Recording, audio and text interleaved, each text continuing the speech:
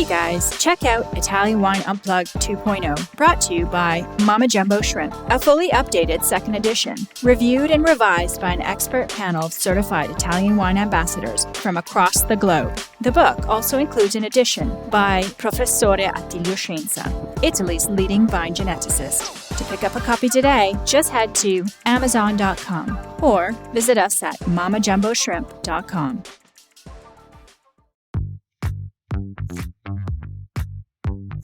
Welcome to this special Italian wine podcast broadcast. This episode is a recording off Clubhouse, the popular drop-in audio chat. This Clubhouse session was taken from the Wine Business Club and Italian Wine Club.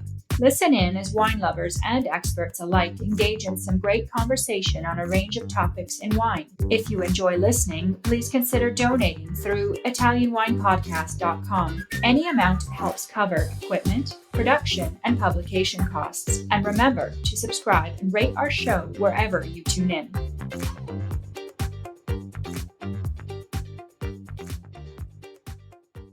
Okay. Hello, everybody. My name's Stevie Kim. Welcome to the Italian Wine Club on Clubhouse. It's getting a little bit complicated to do this thing, the recording on Clubhouse. I feel like it's a little bit more difficult now. It's not that friendly. I hope your guest shows up, Angelo. So Leica is getting to call him now. So this is what we call the Ambassador's Corner. We've been doing this for some time now, maybe 100th edition coming up soon. We'll do a big celebration. It's more like a fireside chat style, as you know. And today we have with us, it's a different slot, our VIA Ambassador, Angelo Secolo from Philadelphia. Ciao, Angelo. Ciao, Stevie. Thanks for having me. Okay, in theory, we will be... Oh, I see Lorenzo. Abemus Lorenzo. Ciao, Lorenzo. Ciao, Stevie. All right. Hi, everybody. Yeah, okay, we thought we lost you. Okay, so let me just do... No, I'm here. Okay, so this is the deal. Every Thursday, in theory, we're moving up the time because... Leica, our Clubhouse manager, she's only here Tuesday, Wednesdays, and Thursday at the office, and then she works remotely on Mondays and Fridays. So to make it a little bit easier, we've bumped up the time to 5:30 instead of 6:30, so that I'm not the only person sitting at the office doing Clubhouse. So we'll see how that works out for everybody. And it is what we call the Ambassador's Corner, which means that one of our Italian wine ambassadors, they choose their favorite Italian wine producers to interview. And then we replay this. There are just a few of us, handful of us here today with us. But the best bit is we replay the audio on Italian Wine Podcast. That's wherever you get your pods. And thank you all for, by the way, supporting us. Last year, we hit 3 million listens just on the podcast on SoundCloud, not to mention all of the other channels we have. So we are very excited about that. And we're persistent and we are prolific. We go out with an episode every day. And one of the days, of course, is dedicated to the Ambassador's Corner, which is Italian Wine Club. So thank you for all supporting us and joining us. All right, so on with the show. On to the show today. Today's from the Mod Squad is Angelo Secolo. Ciao, Angelo. Ciao, Stevie. So, Angelo, where are you? Where are you now? I'm in Doylestown in one of my jobs okay. At the market. That's Pennsylvania still? Yeah, Pennsylvania, yeah. And how is, I've never even heard of this town. I split, yeah, it's just 50 minutes north from Philadelphia. It's my primary job, and then I always go to Philly at Cicala restaurant to consult with them. All right, so tell us a little bit about the Cicala restaurant. Is it famous? Yes, I think it's quite famous. You know, Chef Joe has been in the Philadelphia area for probably 20 years, opened a couple of restaurants in South Philly, and in 2019 he hired me as a wine director, and we opened his very first one, a restaurant owned by himself and the wife. Southern Italian food. We have a really nice Italian focused wine list. We got the Wine Spectator Award on a couple of occasions, and then after COVID, everything changed a little bit, and then I found this place in Doylestown, Altamonte, as a wine buyer, but I'm still connected with Chef Joe. So what kind of cuisine is it? I'm Cicala. I'm assuming it's Italian? Yes, it's a southern Italian. Chef Joe is very fond of Campania, Sicily, and Puglia. And there is some dishes from the north, but mainly southern cuisine. And are you consulting? Are you working at other restaurants? What are you doing otherwise? I'm just for them. I'm the consultant beverage director, and I'm the wine buyer for Altomonte Italian Market. It's a retail store where I also curate another wine program with 400 labels, also focus on Italian wines. Okay, so. Of course, Angelo Secolo, he's actually Italian, immigrated to stateside. When did you go to stateside? Why did you go to stateside? Yeah. I moved in 2009. I went to New York. Coming from Sicily, it was mostly due to work, to have an opportunity to do something. I love Sicily. But unfortunately, working situation can be iffy. So I just moved here, work in restaurants, and then in 2016 I did an intensive sommelier course with the court. So I became my wine career, and then, as you know, in 2021 I became an ambassador, and it was an outstanding course that you guys did. Improve my Italian knowledge, definitely, for sure. Yeah. It was challenging, let's say, but you came through strong. That was the New York edition, I believe, in 2021. 20, right? Correct. Right. You're right. Right, and then Great you came memory. back. You judged. You came to Vinitaly, and we were so happy to have you here finally. So, Angelo, tell us why you chose Lorenzo Scavino to do the call today. Yes. Okay. It's great to be here and have this opportunity to interview Lorenzo. I think, I want to say that for the way they're doing things, I consider Azalea to be a benchmark estate of Piemonte and the Langhe area. So I've chosen Lorenzo for today's podcast because when I taste their wines and learn directly from him about the tremendous patience and length that they have to wait for the vines to reach maturity and ultimately produce wine with such a complexity and refinement, it was mind-blowing, and it struck me the fact that, we say in Italy the patience is the virtue of the strongest, la pazienza è la virtù dei forti, and as a matter of fact, I have a question later on about to find out what's their secrets to this such a strong passion. And, and to me, shows me that Lorenzo and his father Luigi are making wine because they love and respect the land, this magical plant that it's the Vitis vinifera and the regional traditions. It's not just about making wine and making money. So it's about, I think, perfection, artistry, and literally contributing to history of winemaking. So it's an unbelievable story. Wow, Angelo, you sound really revved up and ready to go with this interview today. So what are the learning objectives that we should expect from you today?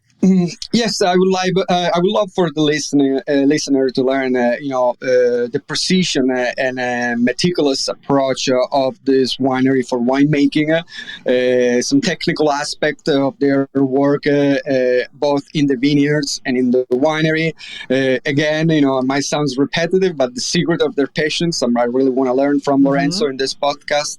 A little bit of history, of course, the beginning of Lorenzo as the last generation to carry his family tradition. Also, I want to also ask Lorenzo about the soils types of their crew, their approach, and about maybe some climate change.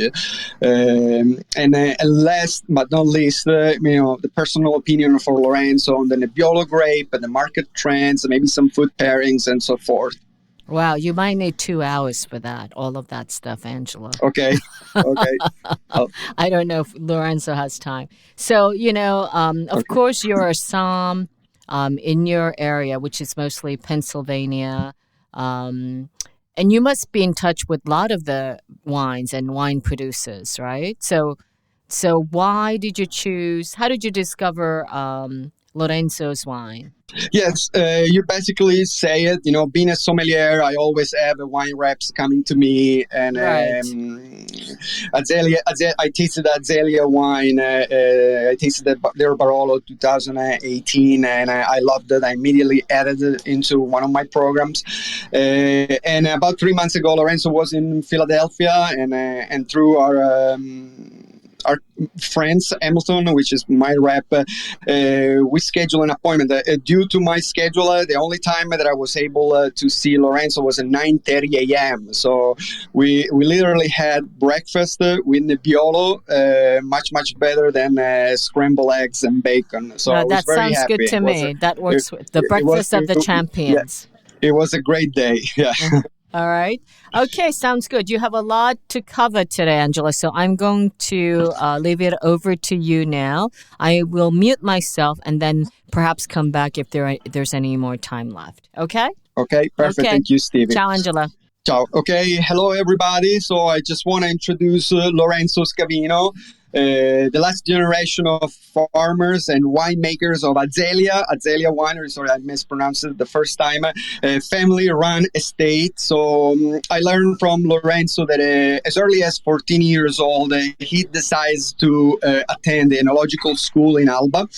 And for 6 years, he studied enology, agronomy, and chemistry. And grew his experience also abroad, mainly in France and Spain. So in 2010, Lorenzo graduated with a summa cum laude with the title of enologist.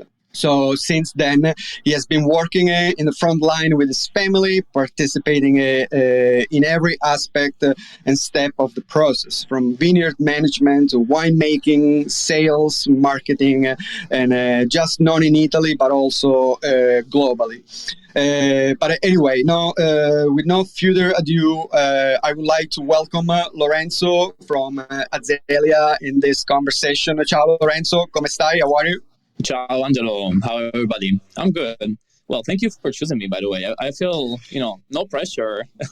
I don't know if I'm ready. No, I know you're ready. All your questions. No, I'm promise. I'm going to take it easy with you. Okay, right. Perfect. So, my first question to you. So Azalea, more than 100-year history, the fifth generation. You guys own 16 hectares of vineyards in Piemonte, in the Langhe region, located in the commune of Castiglione Faletto. So to me, those all sounds winning cards. And so you guys are located in the best place, in one of the best places of the entire world for winemaking. Tell us why this place is special to you. What makes it unique? And share your opinion with us. Yes, I feel very lucky to be here. The Langhe are such a special region here in Piemonte. We are in the very heart of a World Heritage Site. We're actually the very first World Heritage Site declared by UNESCO as a wine region for wine production and also wine culture. So we're extremely proud of that. And here in the Langhe, of course, not just wine, we have a white truffle, we have the incredible landscape, the hills, which are extremely steep. The vegetation is gorgeous, especially in the spring and in the summer.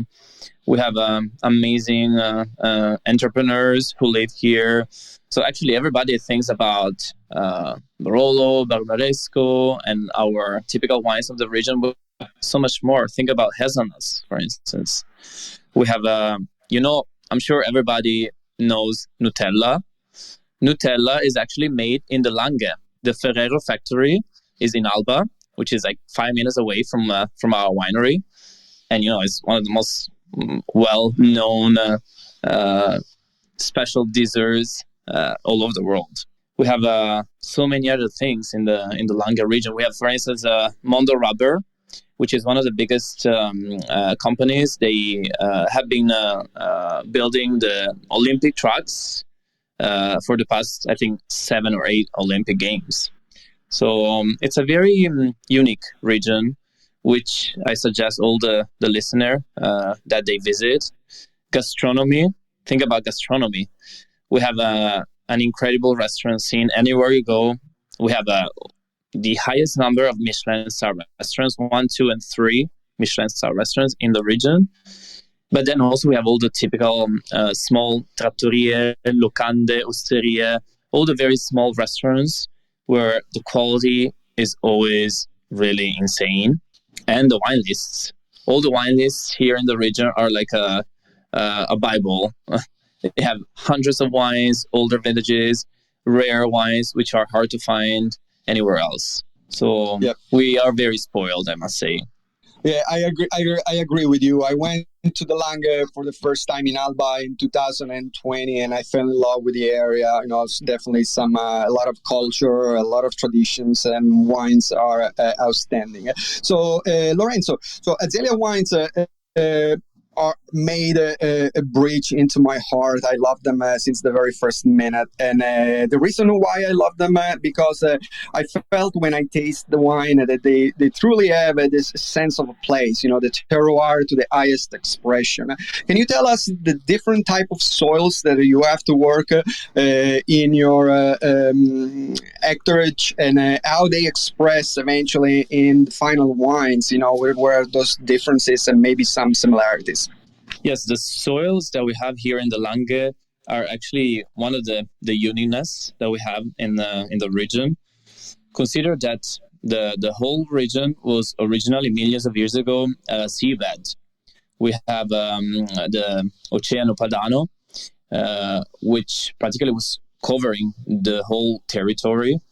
And when the hills formed, they emerged in different periods. And we're talking about 15 to 5 millions of years ago. Every village, we have 11 small villages in the Barolo area. Even inside the same village, we can have huge soil variations. And that really depends on the soil composition. We can have a higher percentage of sand or clay or limestone, really depending on the position of each vineyard. There is a general classification of the soils here in the Langhe, which goes back as far as 1929 by Fernando Vignolo Luzzati. This is one of the most important soil classifications in the region. And there are actually 3 soil formations which originated in the Miocene. So we're really talking about 15 million years ago. The oldest, which is where we have our vineyards in Castiglione Falletto, which is the heart of the region, and Serralunga d'Alba, is called the Serravallian or Elevation soil. So we're talking about the southern area in Barolo, and also the eastern part, which is really Serralunga d'Alba. And here we have a lot of marls. So it's a very dry and compact soil. It's a kind of a whitish and yellowish soil, which gives a lot of power to the wine. Typically, these wines, like we have our Barolo San Rocco, Barolo Margheria, the Cerretta, but even the Riserva, they are all from Serralunga d'Alba. Typically, this soil gives more ageability, more longevity to the wines, more minerality on the nose, and tannins, which are very expressive. Usually you would really feel a lot of tannins and powerful structure coming from those wines. In the central part of the region, going towards west, we have a different soil. We're talking about Barolo, Village, La Morra, Verduno. That's the Tortonian soil, which is slightly younger. And it's a grayish and bluish marl. It's usually kind of more aromatic, a little bit less structured. It's kind of a middle way, being really in the heart of the area. And then in the northern part, also northwest, we have La Morra and Verduno, which are the youngest soils. And that's the Messinian soil, where we have the highest percentage of sand. We're talking about 5 million of years ago. So usually those wines are the most aromatic, perfumed, very generous on the nose. And you would have sweeter tannins. They're usually more approachable right away from the beginning. All our vineyards are in Castiglione and Serralunga, so we practically only work with the Serravaglian soil, which is the one which gives the most minerality and longevity to the wines. But even inside our vineyards, Castiglione and Serralunga, so we're talking about the same soil elevation, Serravaglian, we have huge variations. So we have, for instance, Barolo Margheria, which is the most mineral, but it has a slightly lighter structure. San Rocco, which is always there, it's about 500 meters. It's even more powerful, structured. So it's amazing how soil can really affect the wine. Yeah, I agree with you. So great explanation of the soils types in the Barolo area. So, and also my next question is another important aspect, of understanding the work of producers is through the vineyard management and winemaking techniques. Can you please tell us, maybe some specific unique practices that you apply in the vineyards and in the winery? We have always been having the same style in the vineyards, in the cellar, through 5 generations, over 100 years of history. Of course, with always improvements, new techniques, new methods, experiments, which we are always doing. But the general idea, the general concept has always been the same. In the vineyards, we have always been organic since the very beginning. It's not a new thing for us. So just copper and sulfur, which my great-great-grandparents were already spraying back in the 20s and 30s. Natural grass, wild, so cover crop. That's very important. First of all, to prevent the erosion, because we work with very, very steep hills. So when it rains a lot, the erosion is always a huge problem. And then grass is a good competition between the vines. So it's very helpful. And then we try to lower the yields a little bit in the summer. So through the grain harvest, we may cut, depending on the vineyard, but up to 30%. We may drop. So that's really helpful to have a better ripening of the grapes, more balance, more intensity in the wines. In our oldest vineyards, of course, there's no need to do that. And we're talking about most of our vineyards, because my father is crazy about that. The vine age is something which is really everything. The average age of all our vines among all the vineyards is 75 years. So there's not really a lot to drop. We drop a little bit more on Dolcetto and Langhe Nebbiolo, but in the other vineyards, there's no need. And all harvested by hand. Of course, we do a hand selection in the vineyards. We eliminate any green or damaged berry. Then in the winery, we have longer macerations for the Barolos, submerged cappello sommerso, just like it was in the past. So we prolong the maceration when the alcoholic fermentation is over for about 50 days. That's the average. It always depends on the vintage, but the average is 50 days.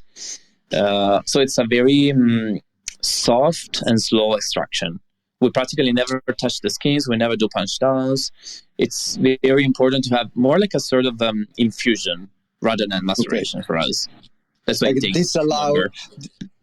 Sorry if I interrupt you, Lorenzo. This allows a softer extraction, right? Yes. And also, it really allows us to extract the sweetest tannins only, which are the ripest tannins. Because, Nebbiolo is loaded with tannins. So it's really, really important to be able to extract the sweet ones. If you extract tannins which are not fully ripe, you will never get rid of them. Yeah. So that's a big point. Always talk about the cellar. We don't filter, we don't clarify. We are actually very classic. We use big barrels for the aging of all the Barolos. It's all about the expressions of the grapes for us. Since we work with such unique clusters coming from older vines, we really want to be able to taste that in the glass. And the location of the vineyard. We work with some of the most unique single vineyards in the region, so we don't really want to cover that. Okay, great.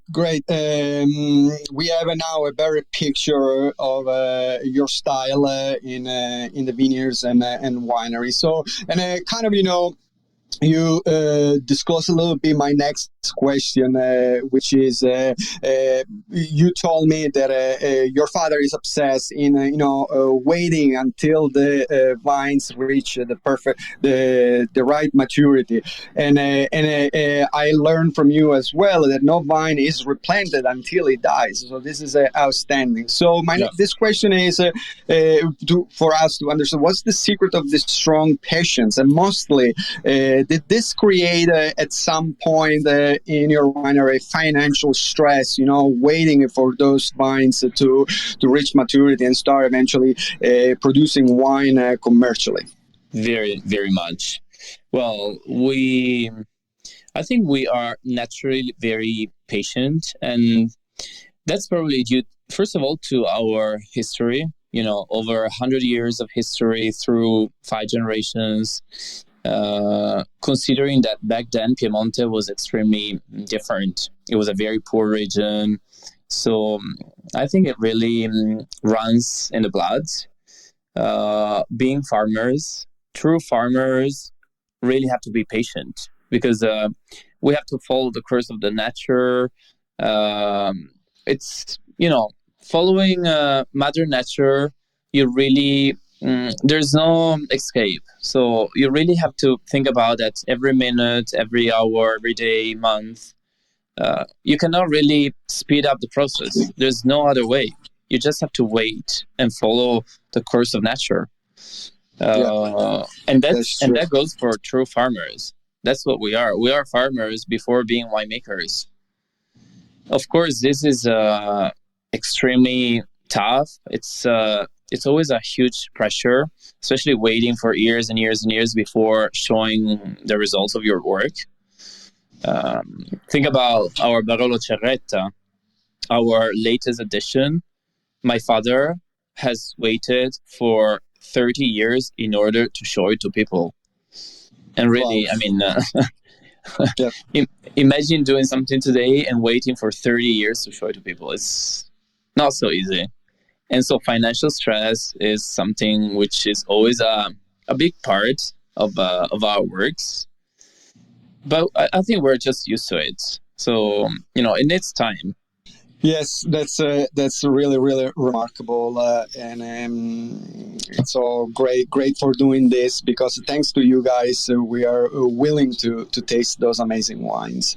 My next question, so one of your best wines, the Riserva Brico Voghera, very, very celebrated wine made from 95 years old vines, right? It's like your father wasn't even born when they planted those vines. Right. So, what do you think when in those perfect vintages, to be able to make a Reserva, you are in the vineyards about to harvest those grapes and make this wine? What are your thoughts that cross your mind? Reserva is always so special for us because we don't make this wine every year, but only in the best vintages.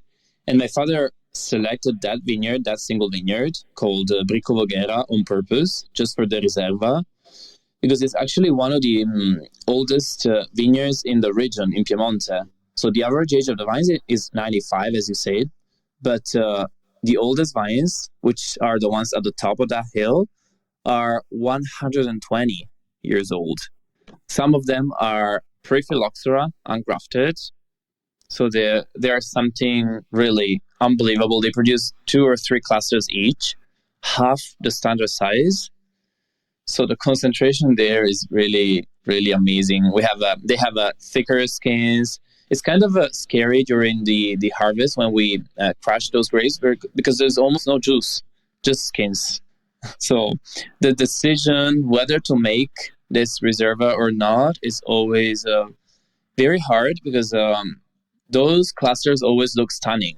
In every vintage, pretty much with any weather condition, because those vines are so resistant. They have very deep roots. They go down for at least 5 or 6 meters in the ground, like 15 feet.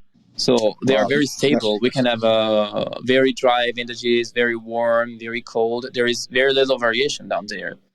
So every time we taste the wine, we always have the will to make the Reserva because it's always very tempting given the incredible quality. But here comes my father because, he has the final say, of course. He's the boss. So he really likes to... Normally, we never decide prior to the harvest or just after whether to make the Reserva or not. But my dad wants to wait for minimum 3 years because he's really looking to taste the Reserva during the aging in the barrels in wood in order to be able to think about the evolution. Because maybe you like it at first, but who knows after 1, 2, 3 years.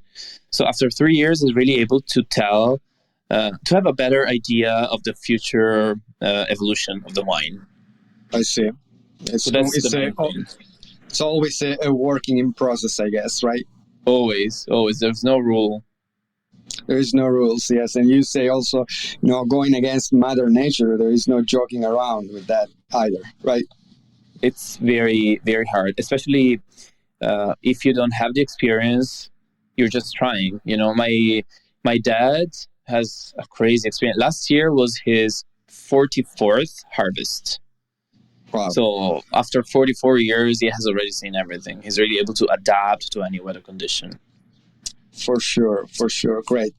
So, moving along, my next question is a must-to-ask question. Everybody now around the world, especially sommeliers, every time that they get to talk to producers, probably on top of their list is climate, right? So we have this climate change that is affecting more or less many regions around the world. So what is the situation in the Barolo region? How you guys are adjusting to counterfight the rising of the temperature, and I also heard some scarcity of water. Yes, I must say that we are very lucky compared to many other wine regions in the world. We have been affected by the global warming here in the Langhe, but global warming for us is not really about the heat. People when think about global warming always think about very hot weather. Here, it's not really about that because the Langhe region is very protected. It's more like a bubble, on both sides. From the north, we have the Alps, the mountains, and on the other side, we have the sea, the Mar Mediterraneo, the Mediterranean Sea. So those are very helpful to protect our region. Italian Wine Podcast, brought to you by Mama Jumbo Shrimp. Global warming here is more about extreme situations like water bombs or very heavy hailstorms, which in the past didn't occur as often. We have handwritten records by my great-great-grandfather going back to the 30s. This is a priceless source of information. And by analyzing that, we have noticed that practically here in the Langhe, we have always been having a cycle of warmer years and colder years. Even in the 30s, for instance, they had vintages which were extremely hot. Like they were reaching over 100 degrees in the vineyards in the summer. So, very warm, very hot vintages are not something new here in the region.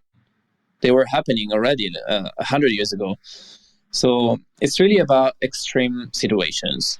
If you think about France, our neighbors, it's a more open region. So they have been affected in a much worse way. Yeah. Here, Yeah. we're very, very lucky.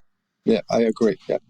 Perfect. So, and so also, moving, I would like to, yeah, go ahead. Sorry to interrupt you, Angelo. I also would like to let listeners know that, we had a crazy dry vintage last year. It was probably one of the driest vintages ever because we had practically just a couple of rainstorms for the whole year. And this year, so far, was very similar. But just last week, we had quite a few days of intense rainfall, which was like something super wanted. And it just turned out to be amazing. Now it's raining right now again. So no drought anymore. We have enough water in the soil. We're very happy. We're not complaining anymore about the droughts. Just to let you know. Perfect. No, it's awesome that you're sharing this news, and I agree with you. France is probably struggling a little bit more, and as I've been talking to other Barolo producers, they explained to me that it's actually having a warmer temperature. You guys are having more better vintages and more reliable from, let's say, from the 60s, 70s, where there was one or two vintages in a decade, and now definitely there is more stability in getting those great vintages for Barolo. Very true. In the past, it never happened to have like 9 amazing vintages in a decade. Never ever. Yeah. Now it's happening like pretty much all the time. So let's take advantage of this and keep drinking Barolo, I guess, right? Right. Perfect. So, Lorenzo, thank you. And my next question is one of the most fascinating aspects of wine that I love the most is it's the history of wine. I always look for new discoveries, evidences, and news that I can plug into my files. So, my next question is the 1980s, the notorious Barolo War. The then newer generation splitting from the traditional ways to make Barolo wines. So, and I know that you weren't born in the 1980s. So, which sides your father Luigi lined up, and what was his reason to do that? Yes, that was a very particular time here in Piemonte. My father was one of the producers who experimented a lot in the early 80s. We're talking about when practically smaller barrels, the barriques, were introduced here in Piemonte, coming from France. Shorter macerations, roto fermenters. So a lot new techniques and different methods, which at that time were something very new. Nobody was doing that here in Piemonte. So my father was actually one of the producers who started introducing these new techniques. He experimented a lot with smaller barrels, aging his different Barolos in part of the different Barolos in the small barriques. Also, he was trying to have shorter macerations on his Barolos. He also experimented with different tanks for the fermentation, not submerged cap anymore on some of the vineyards. He was really considered that he was in his 30s, so very important for him to experiment. But then after a few years, he started realizing that by comparing the results of the different Barolos, he just found that the part aged, vinified in the old ways was evolving in a much better way for him, according to his taste. So little by little, he decided to go back to the original way to make his wines. He never abandoned the old ways. just a very small part of the production was devoted to all the experiments. But the main production was always on the classic way, to make it. So little by little, yeah. Thank God he got back in his senses. Yes, fast. it's and experimenting is always a big part, because it can really, that's the only way to understand the right path. Because if you don't try, how can you know? True that. And also you have to think that experimenting with Barolo is, first of all, extremely expensive, because Nebbiolo is one of the most expensive grapes in the world. And also you need time, because if you experiment with Barolo, at the minimum, you have to wait for 4 years by law before releasing the wine, minimum.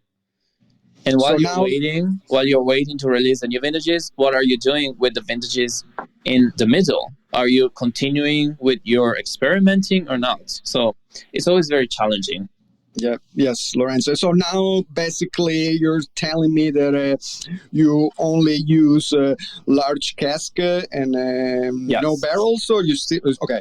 Exactly. We use our large casks for all the Barolos, like our great grandparents were doing in the 20s and 30s. We have these longer macerations, like at the very beginning. We use the barriques, the small barrels, a little bit on the Barbera d'Alba, which we really like. We like to have some more spiciness on Barbera. But practically there's no new oak, just used barrels. We really want to, since we have these older vines with smaller grapes, we want to be able to taste them. That's great. I love this when we let the vineyards speak through the glass, right? Yes, that's the beauty of it. Perfect. Thank you, Lorenzo. So, and then now moving forward. So, can you tell me? So, pick a specific wine from a specific vintage that made you as proud as ever in what you do, and explain why. What makes it unique to you, and if you could pair that wine with a typical Piemontese dish. Well, you're fast, Angelo. You really have so many questions. So I like that. So I would definitely pick our new entry, which is Barolo Cerretta. Okay. I am always so proud to pour this wine, because this took 30 years in the making. I just mentioned Cerretta earlier. This is the wine which my father dedicated to the 100th anniversary of our winery. So the very first release was 2016 in honor of the centenary. This is such a special single vineyard for us, because my father was able to buy this vineyard practically 30 years ago. So it's a new wine, but not a new vineyard for us. When my father bought the vineyard in the early 90s, decided to replant all the vines, to replant the entire site completely. And we're talking about 2.5 hectares. So it's a pretty big vineyard for our size. We have 16 hectares in total. So a crazy investment, not just the cost of the land, but the whole new vineyard. He decided to rape up the soil, to add a new drainage system, new poles, new wires, everything from scratch. He also selected the new vines for Cerretta through master selection from the best vines in our Bricco Fiasco vineyard, our historical vineyard here in Castiglione Falletto. So it was really a crazy amount of work. And he planted all those vines with my grandfather, one by hand. We're talking about more than 12,000 vines. He still remembers it very well. Yeah. But then the vines were too young for him to make a single vineyard Barolo. So that's why he waited. He decided to declass the Cerretta grapes in the Langhe Nebbiolo for the first 10 years. After that, another 20 years in our Barolo Classico, which is a blend of different vineyards. And finally, the vines were old enough for him, 30 years, to make a single vineyard wine. So I have no idea how he was able to wait for so long. Cerretta is like another child for him. And I think my dad cares more about Cervetta. So I didn't you. Right. Of course. So tonight I have a bottle of Cervetta. What should I cook tonight? So Angelo, I'm not really into fixed pairings. I always like to break the rules. Talk about food pairings. As my grandfather was saying, Barolo goes well with anything. So it's actually a wine which is super easy to pair. And I like to say that if you like a wine, you can pair it with whatever you prefer. Perfect. There is no rule. I'm a sommelier that does wine pairing. So when I have a doubts on what to pair with a specific dish, I will take your suggestion and pick a Barolo. Right. I love that. Perfect. Now, I have a follow-up. Just say, so your father planted those vines 30 years ago, one by one. Are you doing the same thing and maybe in 30 years from now produce a wine that it will be yours? Who knows? I cannot tell you. It's okay. It's a secret. Okay. No, we always have, I always have a lot of projects, but now we are very focused on Cervetta, which is really the latest one. And then we'll see. We have many other hectares, so we'll see what's going to happen. You have to stay tuned. Okay, perfect. So, okay. Hopefully, I mean, I'm much older than you, so hopefully I'll still be around in 30 years from now. Of course, if you're drinking enough Barolo, no worries. Okay, perfect. Sounds good. That makes me, start eating more healthy. So, my next question is, the experimentation and so forth. So, are you guys planning to, maybe produce some white wine or maybe produce some sparkling wine? I heard that many producers in Barolo are experimenting with the tips of the Barolo cluster, the Nebbiolo cluster, to make some sparkling. And or maybe even expanding your holdings in some other regions, in some other winemaking area in Italy. So it's enough for now. We have we are a small family-run winery. I am an only child, so it's enough work. Taking care of everything: vineyards, winery, sales. We're always running here and there like crazy, so it's pretty much enough. We actually have many hectares of land close to our vineyards where we could plant other varieties, white varieties, but we like to use those hectares to grow other crops. We always have a rotation of other crops every year. We grow wheat, corn, sunflowers. We also have many hectares of land with big trees, like wild big trees for white truffles. And that's really important for us for biodiversity, because here in the region, all the other big trees or other crops are disappearing. It's vines everywhere. And this is because the land is so expensive and so limited, but we are really struggling to keep these other crops for the health of insects, bees, and really biodiversity in general. That's really, really important for us to preserve that. Of course, it's not easy because those crops are nothing compared to the value of Nebbiolo, but also Barbera or Dolcetto. You don't really earn by growing that. But for the environment, it's really essential.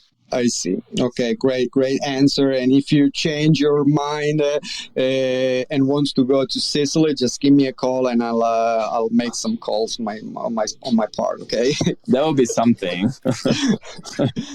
Okay, perfect. So let's go on a little bit more, financial aspect. I want to ask you, which ones are your top market in Europe and internationally, and if you have seen any changes in patterns in the last 10 years or so, and eventually what you're doing to break into new markets. We we sell our wines worldwide. Europe, in general, as a whole, is a very important market.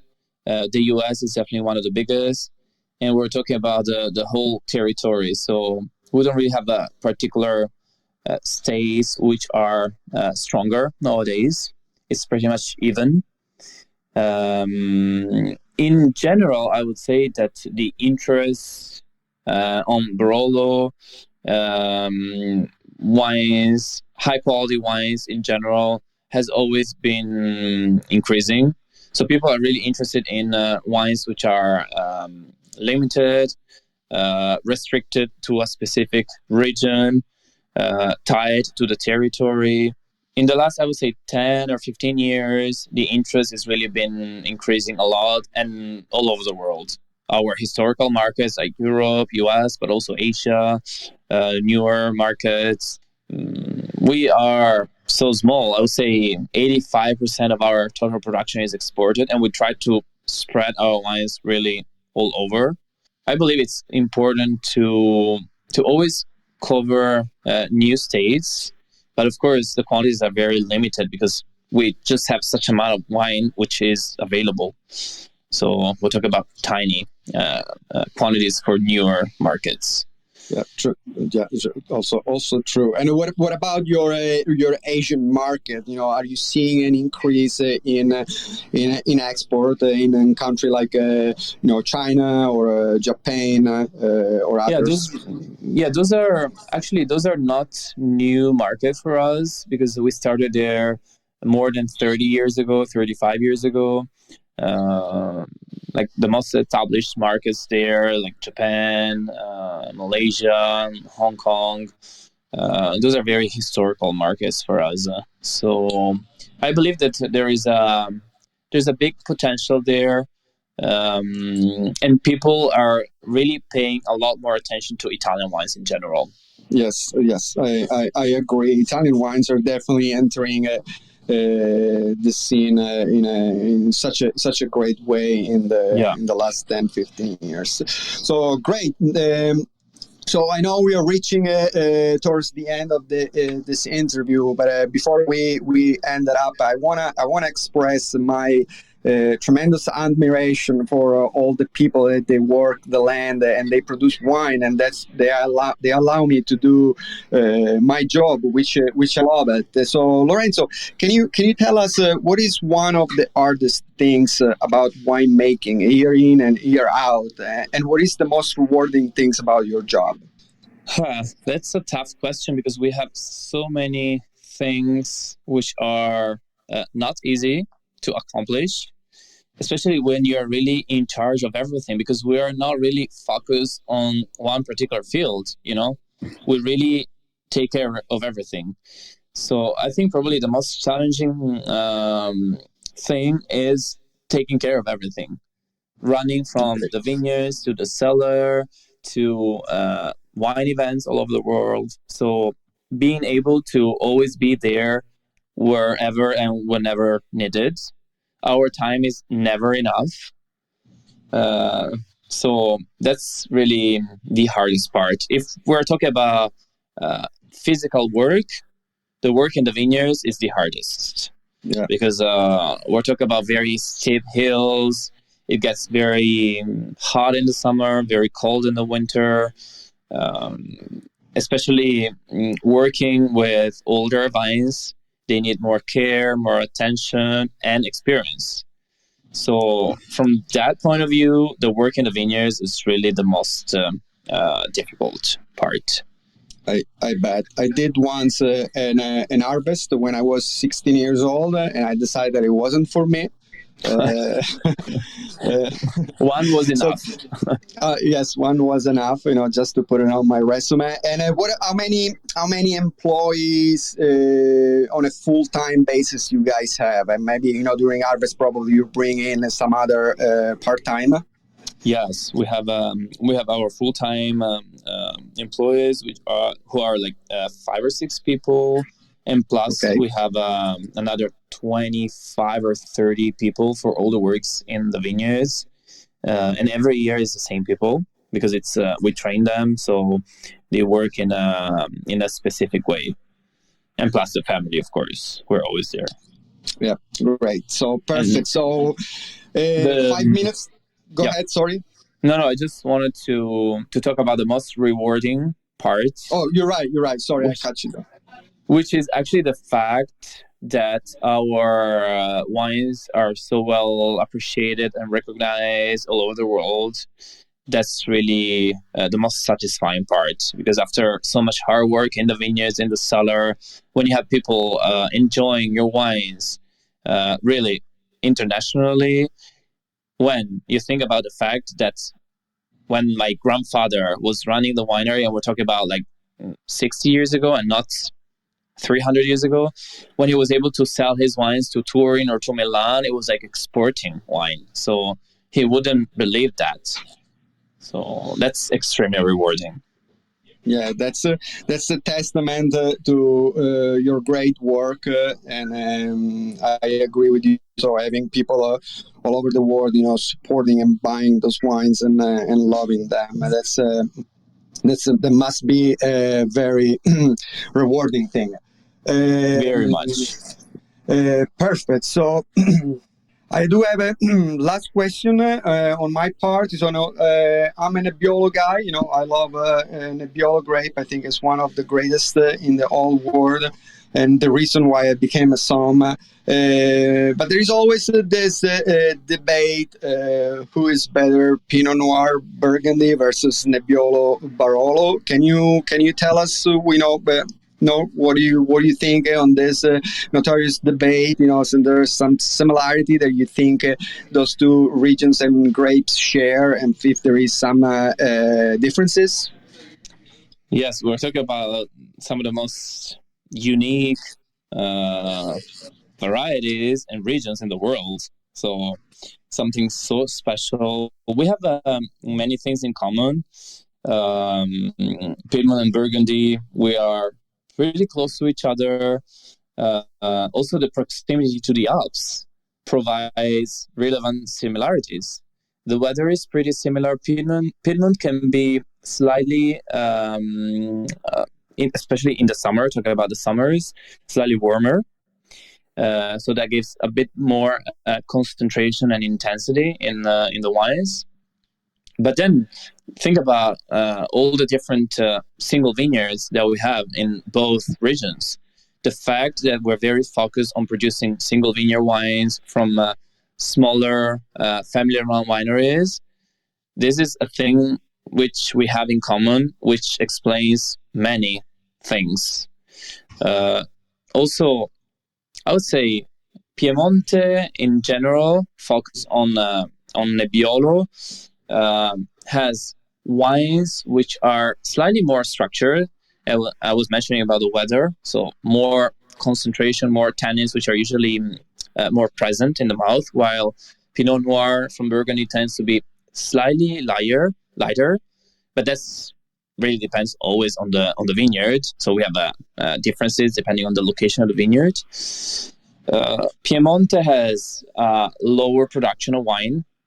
I think it's around 2,500 hectoliters per year, while in Burgundy we're talking about 1.5 million hectoliters due to the biggest chateaus. Yeah. But other than that, we have many things in common. One thing which is dissimilar, it's the fact that Nebbiolo is very rooted to Piemonte, while Pinot Noir flourishes in other regions like United States, New Zealand.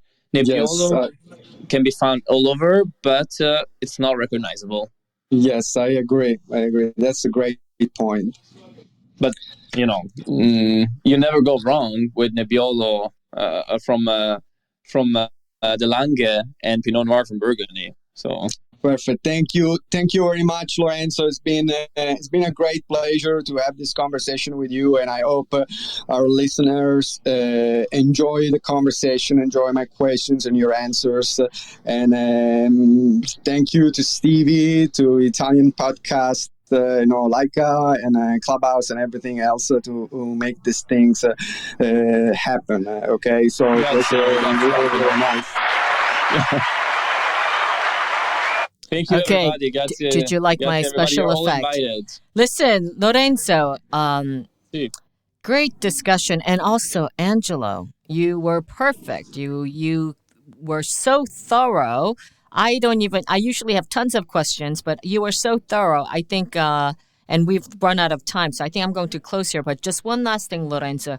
Can you just tell us how many labels you have? How many bottles do you have? So we make 4 different single vineyard Barolos. Right, the cruise. Barolo Classico, Barolo Riserva, and then our everyday wines. So Dolcetto d'Alba, Langhe Nebbiolo, and Barbera d'Alba.